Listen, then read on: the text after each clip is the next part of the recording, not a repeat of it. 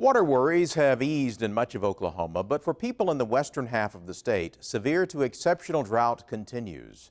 Farmers in southwestern Oklahoma are watching another cotton crop disappear into the dust. Communities are seeing their populations dwindle and businesses close as their economies dry up along with the land. And they look east and see water they cannot touch.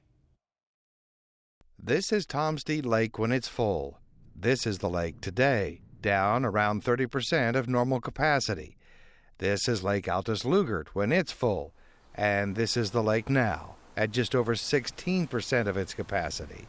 A lake that, after a massive fish kill due to low water levels and an algae bloom, has been declared dead. A lake that is also the lifeblood of southwestern Oklahoma's cotton crop. And without adequate irrigation source, our irrigated crop is next to nothing. Because of the ongoing drought, no water was released from the Lugert-Altus irrigation district in 2012, and for 2013, the chance of any water flowing through the network of irrigation ditches appears gone. That would make 3 years in a row the cotton crop has failed to come in. The only hope is for rain to start in southwestern Oklahoma and keep falling for several days, but the forecast shows that is highly unlikely. Cotton is the big crop for Jackson, Tillman, and Greer counties, serviced by the Lugert-Altus Irrigation District. The manager is Tom Buchanan. We have about 47,000 acres that irrigate out of the lake that all share the same infrastructure for delivery of water. State Senator Mike Schultz represents this part of southwestern Oklahoma. He is also a lifelong farmer, and up until this year, irrigated cotton has always been a part of his farm's production. This is the first year I've not had irrigated cotton probably in about 15 or 20 years that I've been farming irrigated farms, and that just simply is due to the lack of water. A dryland cotton crop stands about a 2 in 10 chance of reaching harvest, largely why the irrigation district that Tom Buchanan runs was created.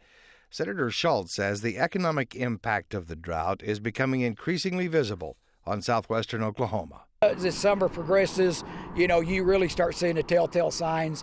Guys just aren't buying the things they used to buy, not spending the money they used to spend. The real thing that's suffering right now is our cotton infrastructure. Cotton gins and Altus have sat idle now for the last 2 years. We probably have 2 or 3 in this area that with another very short year are going to have to make some tough decisions. And Altus Mayor David Webb sees the impact on his community. We've talked about it. We know that the farmers are in a desperate situation of needing to make a cotton crop. I mean, that's tremendous revenue for southwest Oklahoma. 2 years with no crop is desperate. While most of the growers have crop insurance, that is not the same as having a crop go to harvest, and the loss isn't just for farmers. We don't have the labor, we don't need the equipment, we don't need the seed, we don't need the fuel, we don't need the fertilizer, and on and on and on. And that is all bought 90+% of it on a local basis. So the local economy is certainly starting to feel the pinch and the burden of the drought in southwest Oklahoma. Altus City Hall is a newly built structure surrounded by businesses that have closed. The community has been under heavy water restrictions for the past year, what the mayor calls a state of conservation that is now mandatory. We are in fact restricting outdoor use, restricting use for the swimming pools and car washes and those types of things. So, and it has helped. Steed Reservoir supplies drinking water to many communities in southwestern Oklahoma. Altus gets its water from there. They do have an allocation from Lake Altus Lugert and plan to use it, but the water is not good for drinking, so it's diluted with water from Lake Steed. Lugert water is really hard to treat. It's not really good water. So if we can blend that, it makes it a lot better for everybody. Just 100 miles to the east, there is water that Texas wanted so badly they fought all the way to the U.S. Supreme Court and lost. People in western Oklahoma point to the way the energy industry has helped the entire state prosper, with the lion's share of that production coming from west of Interstate 35. Plentiful water supplies in eastern Oklahoma, they believe, should also benefit the entire state. In addition to running the irrigation district, Tom Buchanan is a member of the Oklahoma Water Resources Board and will serve on the new 2060 Water Advisory Council. I'm a water deficit part of the state, and I would love to have some of the supplies that southeast Oklahoma and eastern Oklahoma have. As an Oklahoman, I believe that it's in the best interest of all Oklahomans to develop the natural resources of Oklahoma and to help foster that development, the same as we have done for oil and gas and as we're doing for wind power. Senator Mike Schultz was encouraged to hear more senators asking questions about why water isn't being shared from east to west, and he believes it's time for those conversations to move forward. Mayor David Webb thinks it is beyond time for those discussions. We share the state. You know, we're all in this together. So recognize that we would have to certainly pay for the distribution lines and the transmission of the water.